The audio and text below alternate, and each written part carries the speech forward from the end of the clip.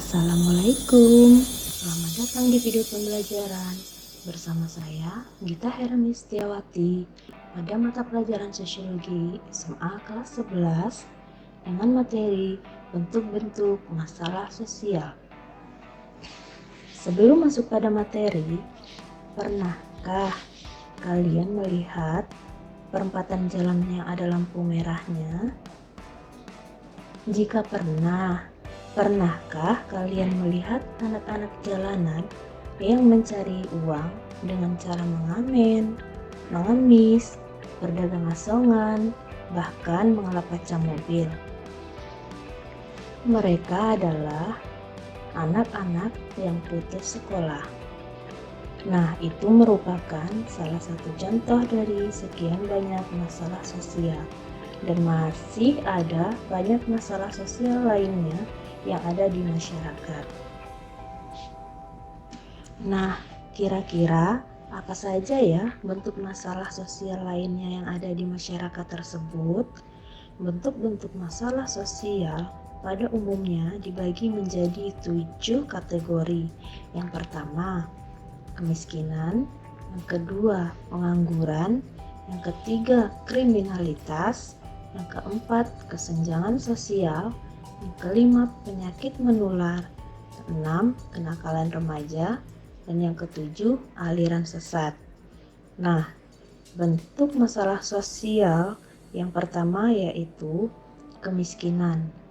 Kemiskinan adalah kondisi di mana seorang tidak mampu memenuhi kebutuhan hidupnya sesuai standar kehidupan. Nah, di mana ketidakmampuan tersebut ditandai atau disebabkan karena rendahnya pendapatan sehingga sulit untuk memenuhi kebutuhan pokok seperti sandang, pangan, dan papan. Ini yang akan berpengaruh kepada standar pendidikan dan standar kesehatan seseorang.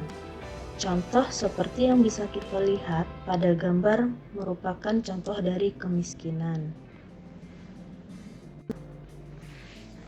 Yang kedua yaitu pengangguran.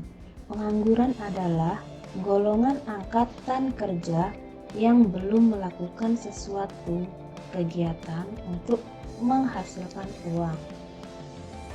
Jadi, pengangguran ini bukan hanya tertuju pada orang yang tidak bekerja saja, tetapi juga pada orang yang sedang mencari pekerjaan dan kepada orang yang bekerja namun pekerjaannya belum produktif.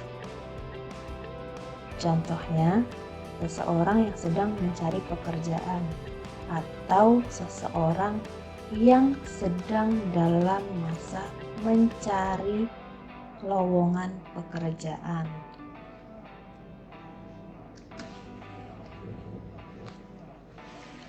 Yang ketiga yaitu kriminalitas. Kriminalitas berasal dari kata crime yang artinya kejahatan. Kriminalitas adalah semua perilaku warga masyarakatnya yang bertentangan dengan norma-norma hukum pidana. Jadi, kriminalitas atau tindakan kriminal ini dapat dipengaruhi oleh faktor internal atau faktor yang berasal dari dalam diri individunya dan faktor eksternal atau faktor yang berasal dari luar diri individunya. Nah, contohnya tindakan merampok dengan cara kekerasan seperti yang ada pada contoh, yaitu tindakan merampok dengan menggunakan senjata api. Yang keempat adalah kesenjangan sosial. Kesenjangan sosial adalah perbedaan jarak ekonomi antara kelompok satu dengan kelompok yang lain.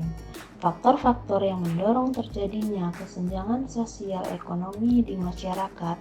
Yang pertama, ketidakmerataan pembangunan di daerah-daerah, seperti ketidakmerataan pembangunan dalam hal infrastruktur jalan. Yang kedua, rendahnya mobilitas sosial.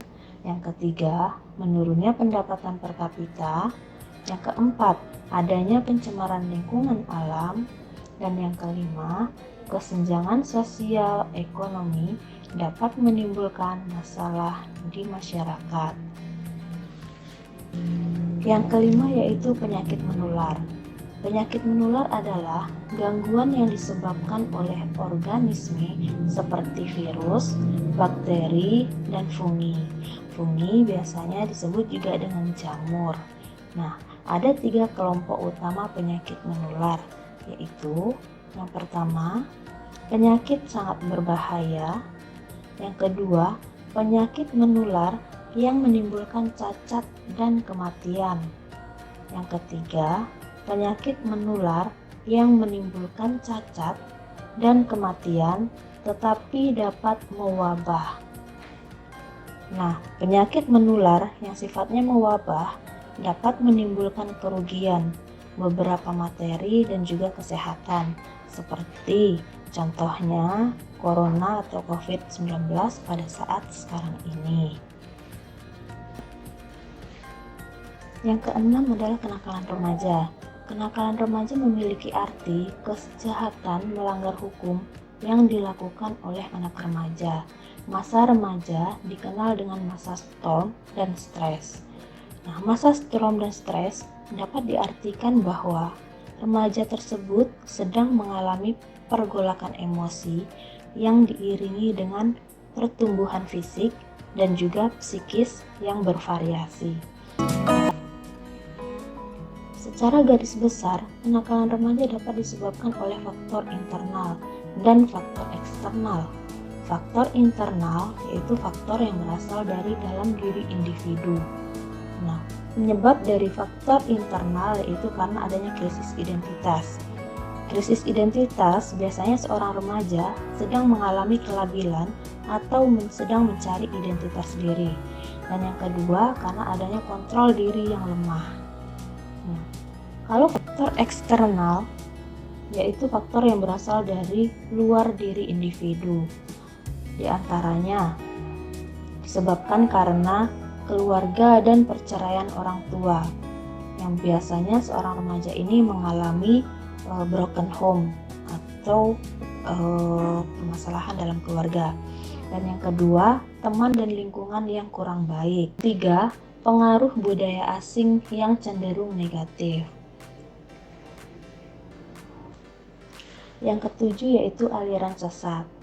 Aliran sesat adalah pandangan atau doktrin teologis atau keagamaan yang dianggap berlawanan atau bertentangan dengan keyakinan. Nah, beberapa aliran sesat atau menyimpang yang pernah ada di Indonesia diantaranya, yang pertama, adanya komunitas Eden. Nah, komunitas Eden didirikan oleh seorang tokoh yang bernama Lia Eden. Menurut Eden, ada seorang tokoh yang bernama Imam Mahdi yang disebut sebagai penyebar wahyu Tuhan. Nah, dan yang kedua ada Gavatar. Gavatar yaitu Gerakan Fajar Nusantara, didirikan oleh Ahmad Musadik yang menyatakan bahwa dirinya adalah seorang nabi. Dan yang ketiga ada Dimas Kanjeng Taat Pribadi. Nah, Dimas Kanjeng Taat Pribadi ini menganut aliran yang menyesatkan dan yang sangat melecehkan agama. Dan yang terakhir yaitu munculnya kerajaan palsu atau raja palsu. Contohnya Raja atau Ratu Agung Sejagat yang berada di Purwokerto yang mengaku bahwa dirinya adalah raja dan ratu. Nah, itulah materi kita hari ini tentang bentuk-bentuk masalah sosial. Semoga yang sudah dijelaskan dan dipaparkan dapat dipahami dan dimengerti. Sekian dan terima kasih. Sampai jumpa.